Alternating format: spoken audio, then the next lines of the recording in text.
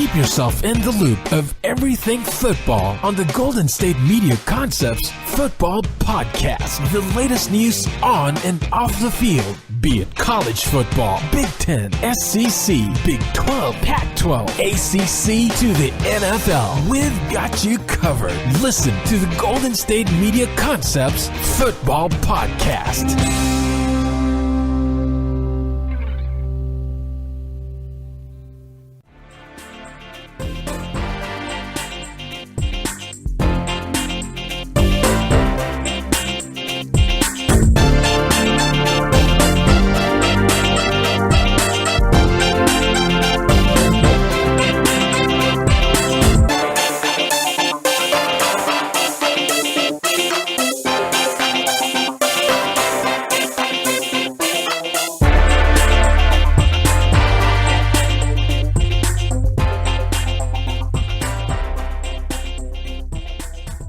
Hello, everybody, and welcome to the GSMC Football Podcast, brought to you by the GSMC Podcast Network. I am your host, as always, Jeff Melinoff, and with me is my partner in crime, Mark Souza. We got a lot to talk about when it comes to football, especially because we just now know who is in our Super Bowl 53 matchup. We're going to be talking about the AFC and NFC Championship games that happened yesterday on Sunday, the 20th of January. And now, let's just dig right into it, shall we? Let's go right into the first game that happened on Sunday, the NFC Championship game between the Los Angeles Rams and the New Orleans Saints in the Superdome. And it all came down to one very controversial call that led to the victory for the Rams as they won this one in overtime, 26-23. They are going to the Super Bowl for the first time since 2001, since Super Bowl 36, when they had Kurt Warner, Marshall Faulk, the greatest show on turf, versus this kid named Tom Brady, this rookie quarterback that no one really took seriously. I don't know what he's doing now. Do you? No, I don't either. Gosh, it's been so long. I mean, what's a quarterback? Can you imagine? I have no idea. Can you imagine a quarterback from 18 years ago still in the Super Bowl today? I mean, come on. What are you talking about? Anyways, welcome back. We are in the time of the Rams. We are back in time. And we got to talk about one particular play call. Or maybe not one play call. Was there any controversy yesterday? I thought that was a very clean game. No, nothing here. No questions asked. Should we even talk about it? I mean, it wasn't very notable, was it? I mean, thank you so much for joining us. Please tune us in tomorrow. Very normal 3-point victory. NFL win for one team. One team loses. Nothing to see here. Yeah. Yeah, no, that's not what Let's happened. talk about it. So we had a no pass interference call, which would have been one of the biggest turnarounds of the game. Would have put the Saints in very good territory for a touchdown, but it turned out to be a no call, obvious pass interference, but it was not called. Mm-hmm. Gave the Rams another opportunity, and they took advantage of it as they tied the game up in the last seconds. And now we are looking also at overtime. Right. That wasn't the only overtime game of the day, too, which was also exciting. Wait, what? Yeah, there were 2 overtime games that week. I thought you said it was the only one. Sorry. It wasn't the only one. Gotcha. Anyways, we were talking about this, and also the fact that we are now looking towards the Rams winning in overtime on a 57-yard field goal that easily could have been, 70? I would even say 75 yards. Yeah, it was a heck of a kick. He drilled that sucker, and that has led to them going to the Super Bowl for the first time, like I said, since 2001. It is a lot of, I think every single person on this coaching staff. Oh, no, wait, has Wade Phillips ever been in a Super Bowl? Was he with the Broncos? I believe so. So besides Wade Phillips, as far as I'm concerned, everyone is going to their first Super Bowl on this team. Mm-hmm. And very well deserving for a lot of guys like Donald and Gurley and others.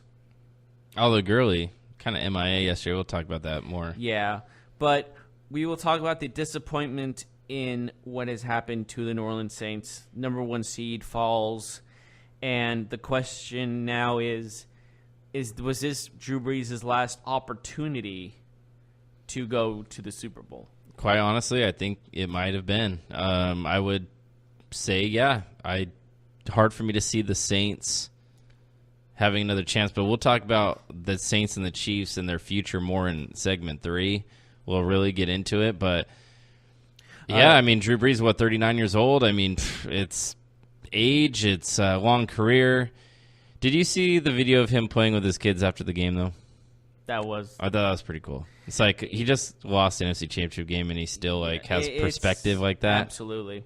And also about the Wade Phillips thing before, yes, they did. He was the defensive coordinator for the Broncos when they won Super Bowl 50, and as well, he was part of the Broncos coaching staff in 1989. He was the defensive coordinator for them then when they played the 49ers in the Super Bowl in the biggest blowout in Super Bowl history. So, fascinating facts. Anyways, that's just a fun fact. But yes, very disappointing for Drew Brees after an amazing season. And now the question, like you said they don't make it. Why? What's your reasoning? Well, I think we can break that down more in segment 3. But okay. I think we should just talk about this game in more detail. Yes, there was controversy. Now, obviously, everybody's talking about the no-call pass interference / helmet-to-helmet illegal hit. That was not flagged.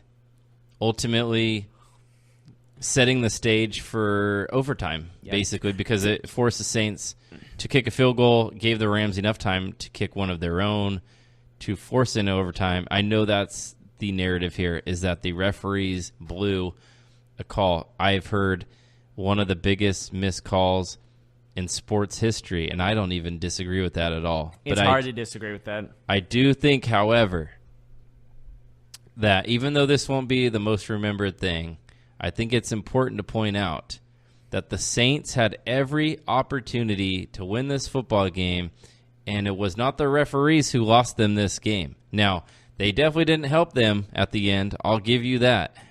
But that team sounds like people lost on their own are not fruition. very happy with the this. Saints lost on their own fruition. I know Saints fans, sports fans are upset. They lost the football game. They had a 13-point lead at home. They blew it. They had the first possession of overtime. They blew it. They had a chance to win that football game, and they had poor managing of the game at certain points. I thought the first down play, we saw that third down play where they didn't flag for the interference, but if you go back 2 plays, they throw an incomplete pass on first down. If they run the ball there, they really, really hurt the Rams. It really forces the Rams to blow their timeouts, not have much time left. But no, because of an incompletion, it allowed the Rams to hold on to a timeout and get the ball. No matter what the Saints were going to do on that drive, no matter if they were to score a touchdown or a field goal, it allowed the Rams to have the opportunity to get the ball and do something of their own at the end of the game. So I think that needs to be said. So, yeah, it's one of those things in where it wasn't – you can't just blame the refs like you're saying. And obviously fans are going to cry foul, and I totally understand that coming as if in a fan perspective. But if you're looking at the game in all – the Rams just made less mistakes than the Saints. I think that's just what it comes down to. Yeah, the Rams had a terrible start to the game. Goff threw that horrible pick. One thing that the Rams did well is the Saints had 5 possessions in the red zone. They gave up 2 touchdowns. The Rams only gave up 2 touchdowns. Now, that's a positive for the Rams, and that's, again, another reason why the Saints lost this game on their own. They didn't capitalize. We saw early on in the game, Jeff, Saints go down the field, great drive, settle for a field goal. Then what happens? The Rams turn the ball over. Todd Gurley, interception, off his hands. Saints, they don't score a touchdown. They kick a field goal. Those are 2 big plays. You give up 2 field goals there instead of 2 touchdowns or 1 touchdown and a field goal. That's huge. We all know in football, field goals will kill you. Like, field goals will come back to haunt you. Mm-hmm. And ultimately, it haunted the Saints. It haunted them in the fourth quarter. It haunted them all game long. So, it is what it is. How bad was that missed call, though? Well, we got to talk about it. I mean, how do you not throw a pass interference flag? Like, the ball's in the air, receiver's getting drilled. I was thinking more along to this. If he was looking at, I know why he wasn't looking at the ball. He was out of position. I get that. But if he was looking at the ball just for a split second, he could have intercepted that easily. That was a bad throw by Brees. Oh, yeah. It wasn't a great throw at all.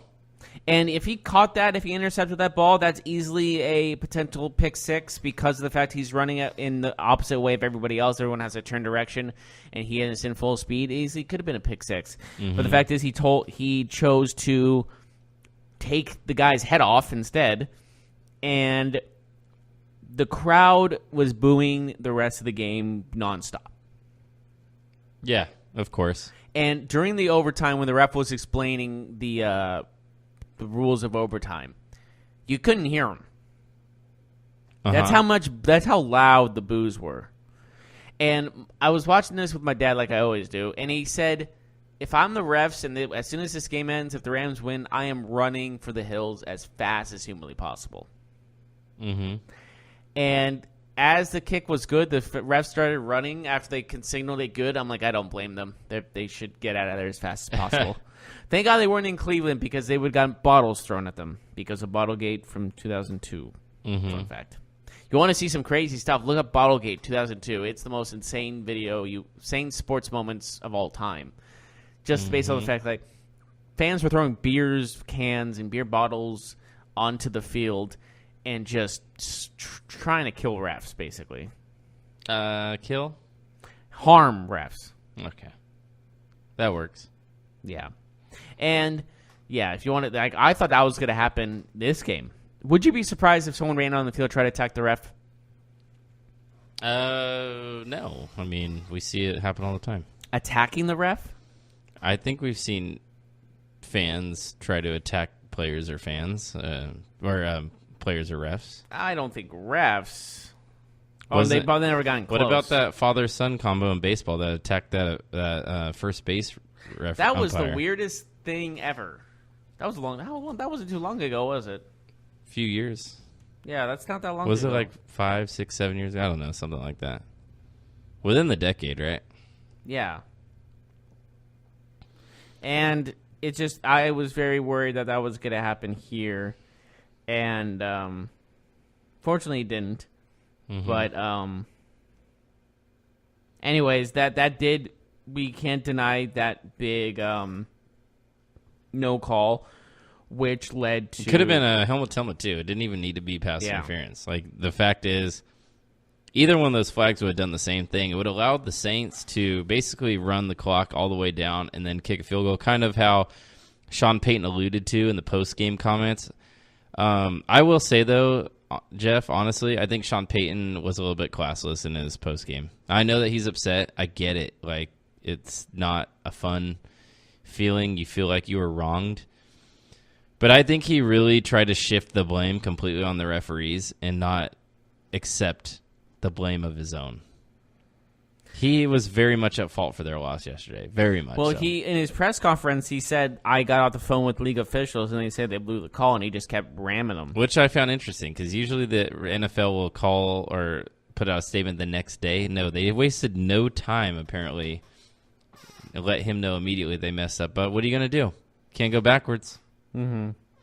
Yeah, I mean, yeah, that's one of those things in where it happened, you can't do anything about it, and you got to sometimes look at yourself in the mirror and not point your finger at somebody else.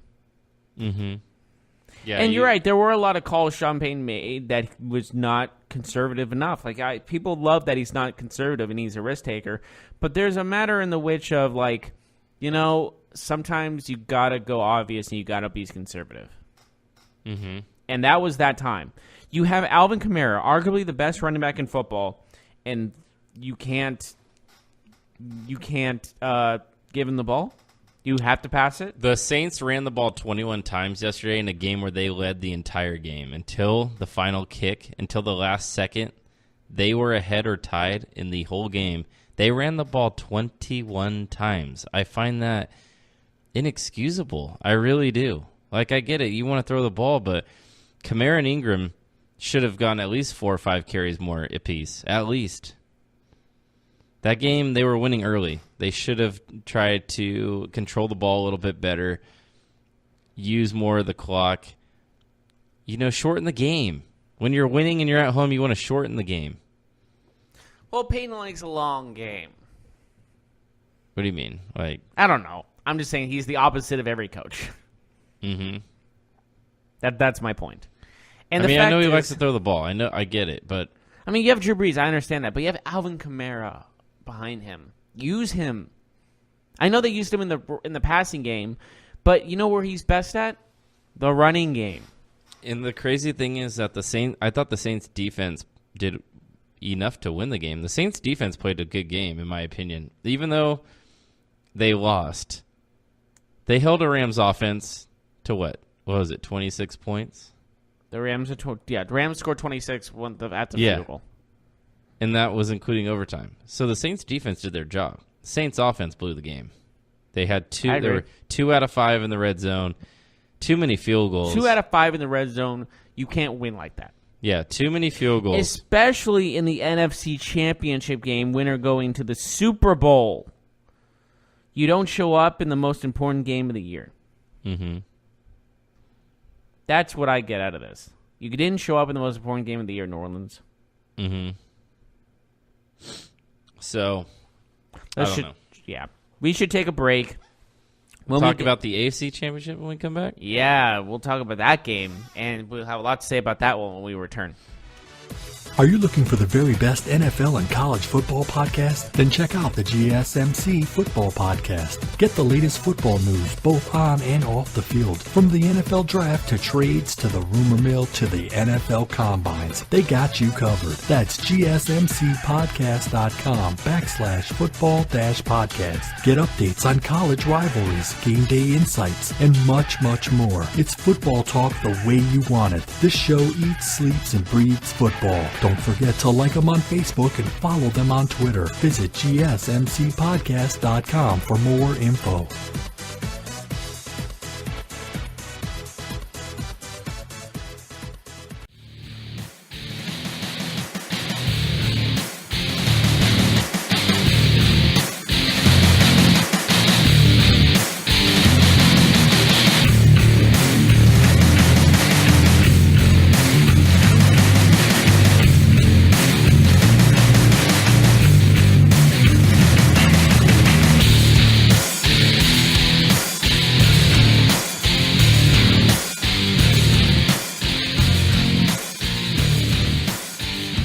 Welcome back to the GSMC Football Podcast.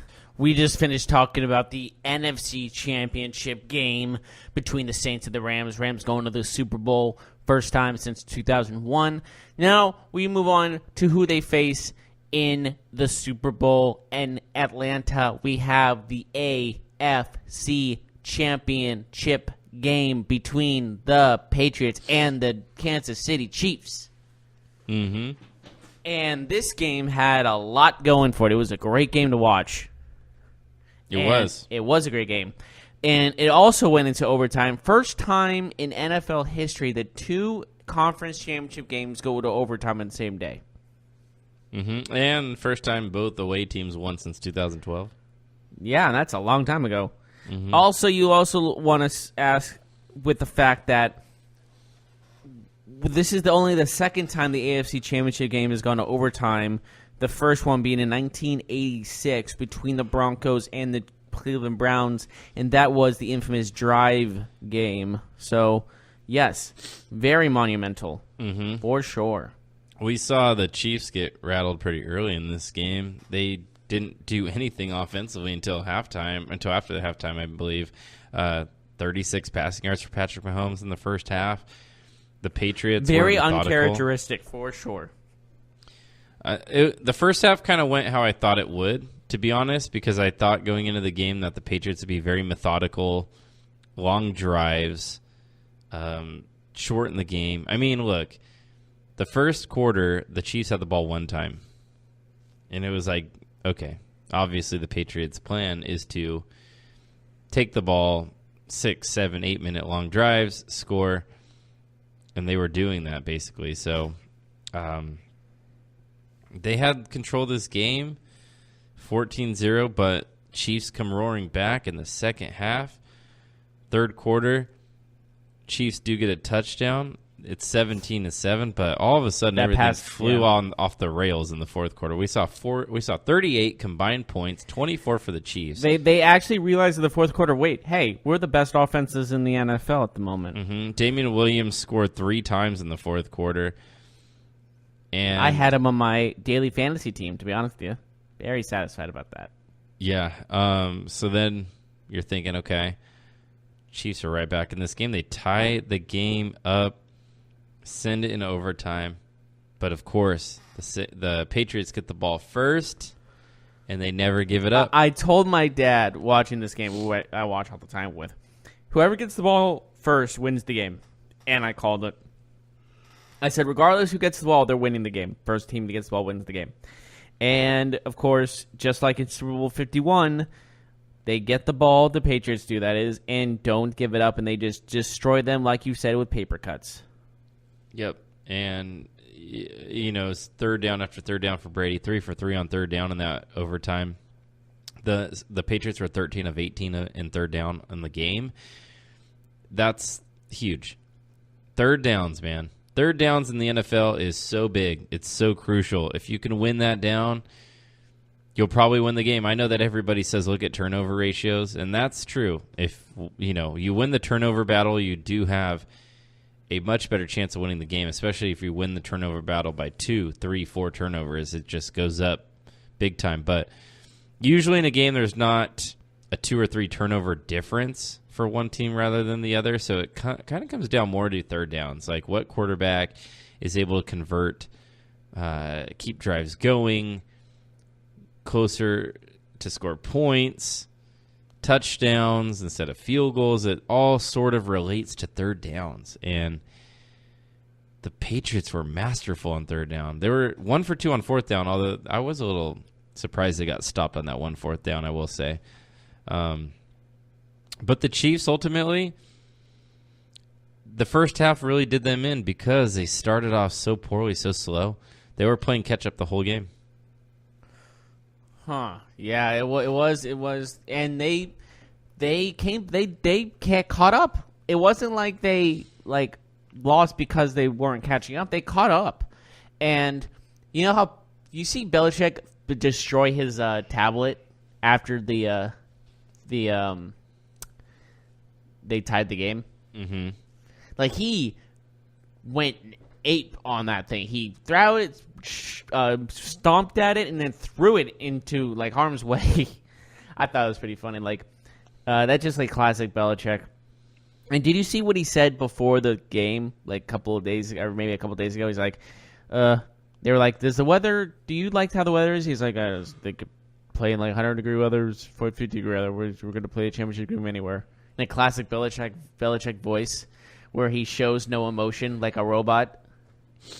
I still believe he's a robot. I want to point out a couple stats. Go for it.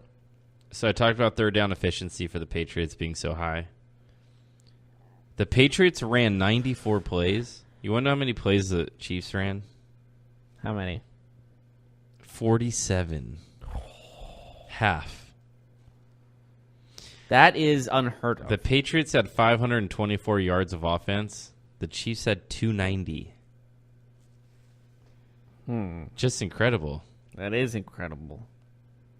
4 of 5 in the red zone for New England. 3 for 3 for Kansas City. Patriots actually lost the turnover battle, by the way, 2-0. Yeah.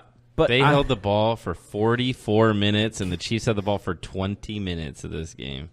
Yeah, definitely. That's damning evidence. I mean, it is, man. It's Bill Belichick.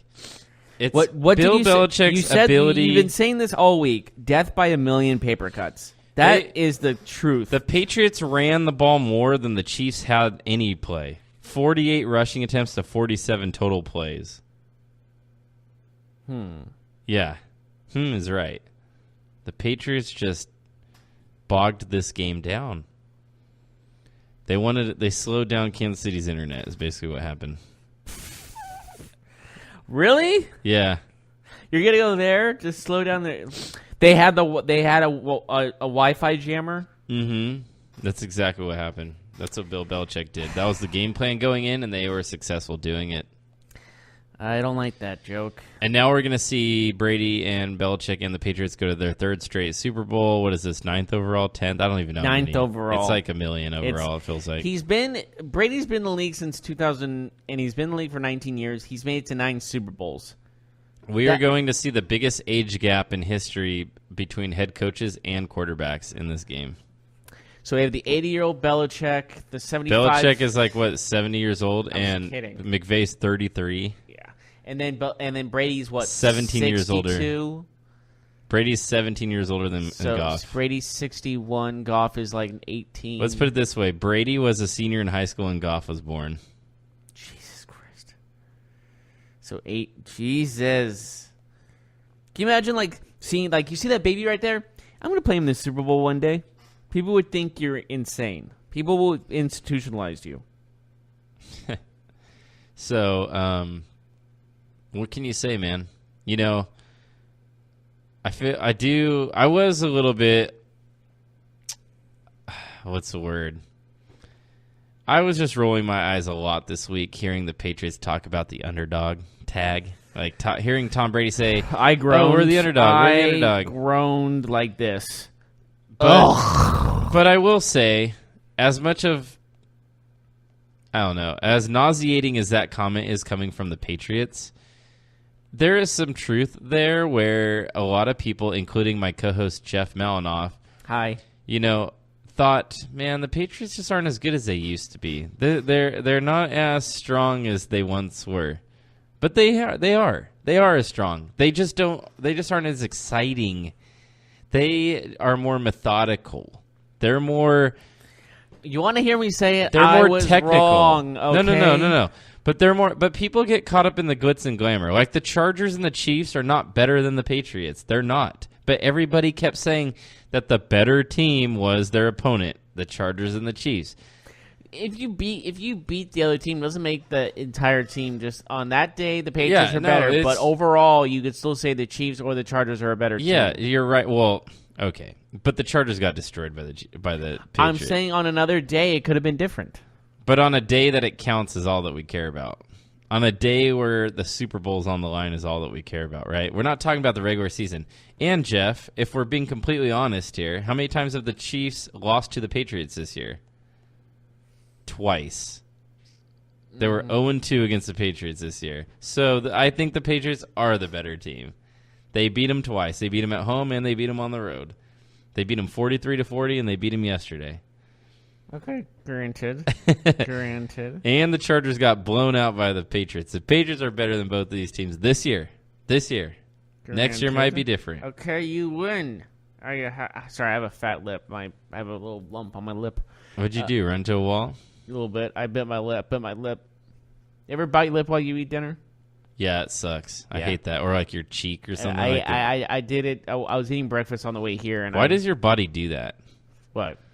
Like, not you in particular, like all of us, like human beings. Like, why do we like chew a million times and on the 1,000,001th time we bite our lip? Like, why is that a thing? It's just wrong place, wrong time type of thing. But like, why is you're not expecting to bite your lips, so you're biting down like normal, and then your lips just in the way, and then it's I just wonder why we screw up, like involuntarily. Like that's pretty. That's more deep than you wanted to be, right there. It's just weird. Sure. Anyway. Yes, anyways. Look, the Patriots, they're the slight favorite going into the Super Bowl, by the way. I think I saw it 1.5. 1 point favorites. That's the last time I checked, at least. Mm-hmm. This was not the Super Bowl you wanted to see, huh? Be honest. I'm okay with it. You wanted to see Saints, Chiefs. I picked the Saints and I picked the Chiefs. I wouldn't mind seeing Rams and Chiefs. I wouldn't mind seeing Saints and Chiefs either, or even Saints and Patriots. This one doesn't really have a lot of writing storylines already. You know what I mean? There's good storylines. I think there would have been good storylines. Old guard versus new guard. I get that, but like Breeze versus Brady or 50 touchdown pass. I feel like all the storylines are good. The two MVP candidates going at it, or if it was Brady versus Breeze, we would have talked about Like, why doesn't Breeze get as much credit as he deserves? Like, why? It would have been like, why? Like, what? Can we start talking about Breeze actually being top 2 or top 3 of his generation? You know, whereas he's kind of been outside looking in this argument of who's the greatest, and all that stuff. But Goff, Brady, the young, the old. You know, both quarterbacks are from the Bay Area in California. Are they now? Yes, Goff is from Marin County, and Tom Brady's San Mateo, I believe. And that's not very far from us. It's not very far from each other either. Yeah. So both quarterbacks from California, 17 years apart in like 200 days or something. Yeah. What are the odds? Sean McVay is 33 years old.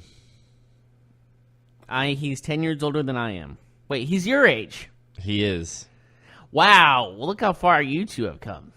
I know, right? I mean, one is getting millions and millions of dollars. Someday, and the other one is Sean McVay. somebody's gonna write a book about both of us in the same book. You know, and they're gonna meet each other. You guys are gonna meet each other, and it's gonna be one of those things where it's just like, it's meant to be. That's right. Look at these two successful guys. Anyways, what do you say we take a break? Well, we can do that. When we get back, we'll talk about the losers of each game and where they're going to go from there. It's more fun talking about the losers than the winners, I think. Yeah, we'll be right back right after this. Sorry, Saints fans and Chiefs fans ahead of time.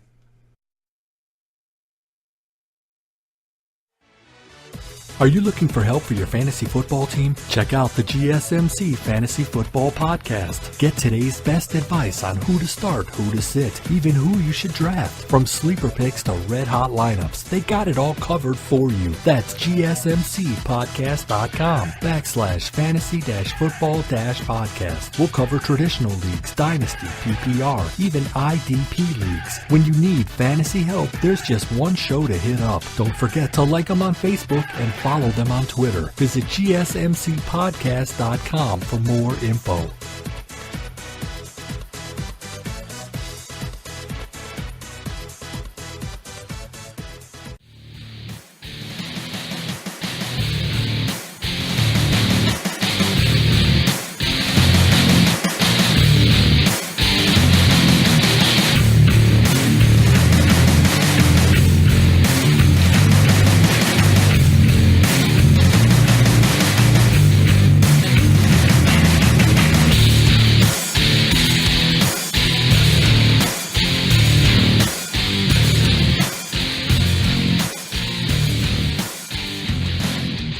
Welcome back, everyone, to the GSMC Football Podcast. We just finished talking about both AFC and NFC Championship games.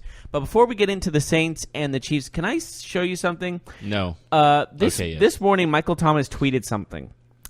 And he tweeted something kind of vague. It's Rule 17, Section 2, Article 3. Do you know what that is? Probably something to do with pass interference.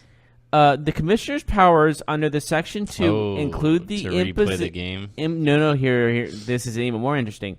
The imposition of mandatory fines and draft choice forfeitures, suspensions of persons involved in unfair acts, and, if appropriate, the reversal of a game result or the rescheduling of a game, either from the beginning or from the point at which the extraordinary act occurred.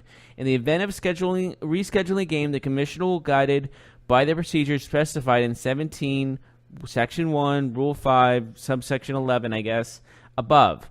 In all cases, the commissioner will conduct a full investigation, including the opportunity for hearings, use of game video, and other procedure the commissioner deems appropriate. So what he's saying is that they could reverse the decision of the game and give the win to the Saints if the commissioner deems the acts unfair. I didn't listen to every word you said. They could give the win to the Saints or have to replay the game? Okay, here it is again. You ready? I am ready. All right. Under the Section 2, include the imposition of mandatory fines, blah, blah, blah. If appropriate, the reversal of a game's result or the rescheduling of a game, either from the beginning or from the point at which the extraordinary act occurred. Reversal of the game decision is what I'm seeing right there. Reversal of a game's result. Mm-hmm. As in, you can change. The Commissioner Goodell can say, you know what, he's right. This is an unjust act, and can give the win to the Saints. Obviously, I don't think that's going to happen. But can you imagine that actually happening one day? Like a game that you can see so many unfair acts so badly that the commissioner says, you know what, I'm reversing the referee's decision and the final score and giving the win to the opposing team. Mm-hmm. That is a rule in the NFL. How incredible is that? Yeah. That's not going to happen, but it is crazy. I'm just saying that, well, that's what Michael Thomas tweeted this morning. Obviously, it's not going to happen, but can you imagine something of that nature happening in the future? No, but it would be groundbreaking for sure. Mm-hmm. I also saw Marcus Peters running around talking about eating gumbo after the game, which I thought was kind of funny. You and your gumbo. Or him and his gumbo. Him. It's him and his gumbo. But anyways, let's talk about the Saints. Did he want a gumbo cup or something like that? Let's talk about the Saints. Where do they go from here? I hate to say this, I really do. But have you seen Get Him to the Greek? I have. Remember that first song he sings at the beginning of the Greek at the end of the movie? What is the song? He goes, are going down, down, down. All right, so you're writing them off. Down, down, down. Yes, I am. Yeah, I see them not rebounding from this well, to be honest with you, because that's now 2 devastating playoff losses back-to-back. They lost last year. We can't forget. They lost to the Vikings on that incredible touchdown by Stephon Diggs at the end of the game from Case Keenum, which I don't know how that happened, to be honest with you. But, yeah, this is another loss in a row. That's 2 now in a row, devastating losses. I thought the Saints had a really fortunate luck of not having too many injured players this year, not too many key injuries. Yes, every team has injuries. And yes, I'm aware that they had some starters that were injured, but if you break it down, they basically had their main guys. They had the core of their team healthy for a full season. They had that string of luck on their side. Their division was very poor this year. The Falcons, the Panthers, and the Bucks. That was probably the worst AFC South that we've seen in a long time. And to be fair, Breeze is getting a little bit older, and it's hard to lose mentally. I think mentally it's just hard to lose in a playoff game like that again. Last year was tough, but they were on the road. Last year it wasn't like they were the underdog. Like this year they were the favorite. They were one of the favorites to win the Super Bowl as the season went on. They were the odds-on favorite. They were your choice. They were my choice to represent the NFC. Absolutely. I mean, and they had everything going for them. They had home field advantage. It was all wrapped up for them, and they dropped it. They dropped the ball. They can't get it done, and I just think it's too devastating. Well, you could say they dropped the ball, or a guy tackled them before they could catch the ball. You could say that. But so, I'll be here all week. Wait, where's your dun? Well, I have it. Can you do it? I'll roll it out at some point. Okay, it was just a good joke. It would have went well with it. The Saints right now have not too much money to spend in free agency. They're looking at about $12 million, which is incredibly small. Which basically means they only can re-sign their draft pick or sign their draft picks. They're going to have to create some space if they want to go out and make any sort of moves for their team to add anything. They have players. Like, I know Mark Ingram is a free agent. I don't expect him to be back because, again, they don't have much money. And some team, I think, will pay him pretty good. He's a decent player. I could see him moving on. I don't know. I think they retain most of the rest of their team. But, again, I just don't. There's a lot of momentum against them, I feel like, going into next year. And we'll see. Maybe they'll be back. I know Peyton's a great coach. Breeze is a great quarterback. So it's not like I'm writing them off completely. I just would bet against them coming back. Yeah, it's not like the Patriots where we say they're going to be bad and all of a sudden they win 15 games and are the best in the NFL again. One last thing about the Saints. Do you think that they use Taysom Hill a little too much? They really like him. I like him. I don't know about you. I like him, but you got Drew Brees. Like, I don't want to see Drew Brees on the sideline. He's obviously going to be their next starting quarterback. I think it's I don't know about that. You don't think he's going to be their next quarterback? I don't think so. Not as like a full-time starter. I think he's more of when Brees retires, you don't see him as the starter. No, not even close. I don't think he's good enough to throw over the football. Well, we haven't really seen him have the opportunity. He wasn't that good in college. He's a Tebow type player. Like, I don't think at all he starts as a quarterback. I think what we see him right now is what he is. He's a special teamer. He's a guy that you can run him in and do trick plays with. He can play multiple positions. He's definitely a factor, but starting quarterback, like franchise quarterback, something like that, no. I think they'll go elsewhere. I say give him one season. I still think they use him too much, though. I like his novelty. Like, I like him every once in a while, but like he's a jacked it feels quarterback. like By the way, he is the most muscular quarterback I've ever seen. Yeah, he's a Tebow for me. He's bigger than Tebow. He's a freak of nature. But like, they use him too much. I don't want Drew Brees on the sideline all the time when they're in the red zone. Like, he's a quarterback. Well, he scores. That's all that matters. I mean, he scores every once in a while, but they run a lot of plays that don't work with Taysom Hill. They like to run it more than they are successful with it. Let's just put it like that. I guess, but I say I like him, and I would. He almost really screwed up too on that on that option to Kamara. You mean he almost fumbled? Yeah, it was a bad. Was handoff. it? Yeah, it was a botch.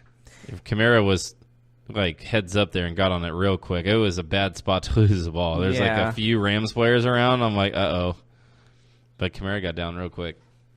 Yeah, and honestly, I think that there's still a lot of potential in him, so I'm not leaving him out yet. So what about the Chiefs?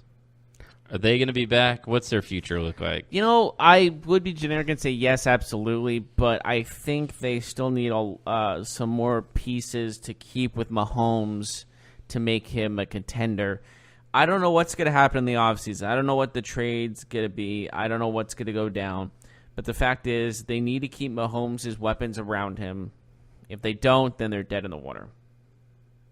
Oh, yeah. They'll be back. Kelsey, Tyreek Hill, they'll all be back. Them losing Kareem Hunt was obviously devastating for them. But we saw them kind of get past that. They have about $40 million to spend in free agency. Mm-hmm. So they have money. Yeah. They have money. Kelsey's tied up. They got their main guys. Sammy Watkins, Tyreek Hill. I think if they have a decent draft, maybe they add a couple pieces on defense. They don't really need anybody on offense, right? Like maybe they find a third receiver. They just need to keep him. Maybe they try and get a running back. Yes, they need one. Although Damian Williams played really well for them. Him and Spencer Ware were a nice little combo, even after losing Kareem Hunt, right? Mm-hmm. So we'll see. And Damian Williams is a guy that they paid. Like, they went after and they were like, hey, we really want you to be our third running back. So he's under contract next year. It's his job now. But, I like this team. The problem is, though, it's hard to just say, oh, they're going to be back for sure. Mahomes has all the talent in the world. I think he's great. But we saw, like, with Dan Marino on the Dolphins, he went to the Super Bowl in his second year. He never returned. Well, yeah, he didn't have a good team around him. He had a pretty decent team, though. He had a great offense. This defense never stepped up. Well, kind of reminds you of what Mahomes has right now. Exactly. So that's not good. Yeah. That's why they need to get like an Ndamukong Suh type of playmaker, like the Rams. You know what the Rams did? How they got the Super Bowl? They just off-seasoned up their defense like crazy. Mm-hmm. They traded, signed some major deals, got what they needed, That's what the Chiefs need to be aggressive this offseason if they want to make it to the Super Bowl next season in wherever it is. Mm-hmm. Do we know what the Super Bowl is next season? Where's the location? I don't know off the top of my head, but I'm sure that it's been announced. Was it Super Bowl 54? It is... It's on February 2nd, 2020. So it's on 2/2/2020. Oh, it's in Miami. It's in Miami? The Hard Rock Stadium in Miami. But that's pretty weird. It's at 2/2/2020. That's the date. Is it? Interesting. Yeah. Mm-hmm. The last Super Bowl in Miami is actually the one the Saints won, ironically enough. 2021 will be at Raymond James Stadium in Tampa. And then the Los Angeles Rams' new stadium is hosting the 2022. As of right now, isn't that been delayed? I don't know. They're still 3 years away, so we'll see. It's like a $6 billion stadium, something crazy like that. I'm pretty sure Vegas is going to get like the next bid for the Super Bowl when the voting comes around. Yeah, we'll see. Chiefs, I think, have a better chance of getting back next season rather than the Saints, just because their division, I think, is a little bit easier, at least. And they're in the AFC. Yeah, the AFC, the conference is a little bit easier. It's a little bit easier than the NFC. I'm not saying the AFC is like one notch underneath the NFC. I'm saying that there's a lot more better teams in the NFC. And Mahomes, man. Mahomes is just so dynamic. He might already be the best quarterback in the AFC. Like, he might already be. I guess, well, Brady would beg to differ because he beat him, but I would say second best. Well, the Patriots beat the Chiefs, but Mahomes was phenomenal yesterday. I mean, dude, they scored 24 points in the fourth quarter. Very true, but he did struggle in the first quarter, in the first half. Don't forget. Yeah, but he didn't turn the ball over. Brady turned the ball over. Brady had the worst throw I've ever seen him make yesterday. That pick in the end zone. Yeah, I don't know what that was all about. That didn't make sense to me. Don't get me wrong. Tom Brady won the game, and he made some clutch plays. But I still think Mahomes was a better quarterback yesterday, if we're just talking quarterback. Honestly, there was one interception by Brady that would have ended the game if someone wasn't offsides. Again, you're exactly true. And Brady had a big-time run game yesterday where Mahomes, they ran the ball 12 times, 10 carries for Williams. That was it. Mm-hmm. He made some big plays with his arm. The kid's good, man. He is something. So definitely something special. I think we'll see him back. I think there's a better chance the Chiefs go to the AFC Championship next year than the Saints go to the NFC Championship. Here's another question. Do you see him getting another 5,000-yard, 50-touchdown season? I can see it. Not next season, but like in the future. I could see it next season. You could see another 50-plus touchdown season. Because he has the tools, the physical tools, and he has Tyreek Hill and Travis Kelce. So the record is held by Brady with 55. Manning with 55, excuse me. Do you see that being broken by Mahomes in the next, let's say, 5 years? Mm-hmm. You see it happening? Okay. Maybe. Okay. It's a possibility, no doubt about it. I mean, I can see Mahomes being just as good next year statistically because remember the Chiefs didn't even have Sammy Watkins available for more than half this season, and he's a really good player. He had over 100 yards yesterday. He was Mahomes' favorite target. Mm-hmm. And, yeah, I mean, I could see it happening. Let me ask you. I would consider next year his sophomore year, quote-unquote, because of the fact this is... Because he didn't play his rookie year. So, you don't see a sophomore slump? I don't think so because I don't think that he's... A lot of times when quarterbacks have a slump, they're very reliant on like a single part of their game that they are strong at, and then teams are able to make them do something different. Make them uncomfortable. But he's so good with his feet. His arm talent is phenomenal inside the pocket, outside the pocket. Like, there's nothing he can't do. He doesn't stare down receivers. He doesn't have like a real tremendous flaw in his game. Of course, he makes a bad play. It's a bird. It's a plane. No, it's Patrick Mahomes. Right, like all quarterbacks will make bad plays. They'll make bad throws, but he doesn't have like a fundamental flaw in his game where it's like, oh, well, he obviously stares down receivers too long, or he can't make this throw. He can make every throw. Mm-hmm. He can make a no-look throw. But I will say, he can make a throw against his body. I'm going to hold how he does next season because now there's tape on him, and everyone has a weakness. And someone will expose his weakness that we don't even see. But maybe I'm wrong, but I'm saying there's a big possibility that there's can always happen. A possibility. because tape is one of the most crucial things that make a player great. When you don't have tape on the guy, you can't predict him. But if you have an entire 16-week season of tape on the guy, you're going to know his strengths and weaknesses better than anybody else. Mm-hmm. That's all I got to say about the batter. But I still believe that Patrick Mahomes can still have a 55, 56 touchdown season like we were talking about. I believe that, but it's going to be a tall glass to order because of the fact that everyone's going to be gunning for him. He's the face of the franchise now. Mm-hmm. Yeah, no, it's true, but I don't know. Teams are gonna the Patriots were able to stop Mahomes for a half yesterday, and then he just went crazy in the second half. It was like, okay, what he didn't do in the first half, he did everything and more in the second half. We'll see what happens. He'll have a bad game every once in a while, but I see next year he's a front runner for MVP next year. If they had to do if you were to place a bet right now, you'd get the odds that he'd be the front runner for sure. Okay. Anything else? No, let's what are we doing now? Should we call it, or do you want to do another segment? Oh, I think we're good. I think we're good. Come back tomorrow. Yeah. Tomorrow will be good. We'll hopefully get some more like off-season news. I think tomorrow we should talk about rule change possibilities, that sounds like fun. Including overtime, including reviewing maybe pass interference calls. Can we also talk about girls we like? I'm kidding. I don't know why. I was just like you talking. Can talk about whatever like you slumber want. Party talk. Anyways, I'm married. I'm not getting into. I'm not stepping on that landmine. How's she doing? Did she watch the game with you?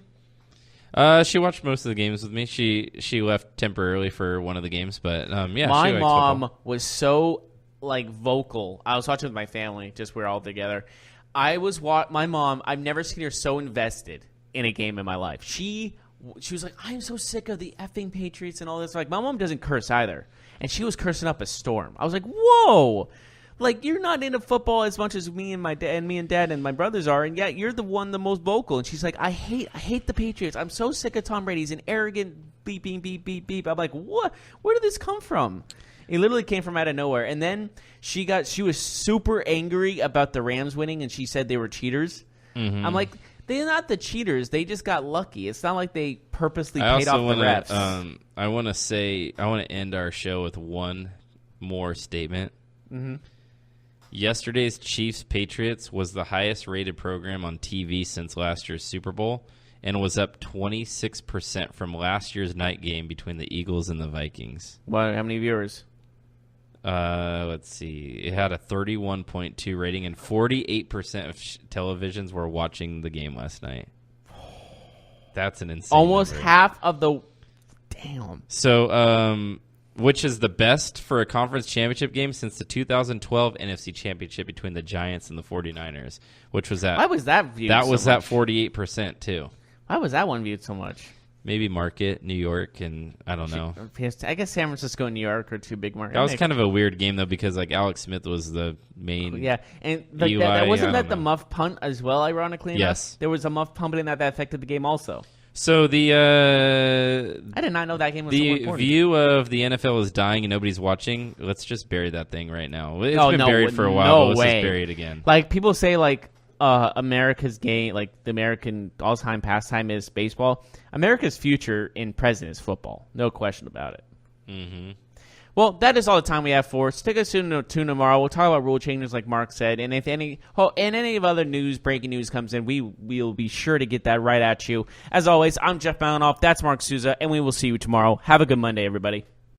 You've been listening to the Golden State Media Concepts Football Podcast, part of the Golden State Media Concepts Podcast Network. You can find this show and others like it at www.gsmcpodcast.com. Download our podcast on iTunes, Stitcher, SoundCloud, and Google Play. Just type in GSMC to find all the shows from the Golden State Media Concepts Podcast Network, from movies to music, from sports to entertainment, and even weird news. You can also follow us on Twitter and on Facebook. Thank you, and we hope you have enjoyed today's program.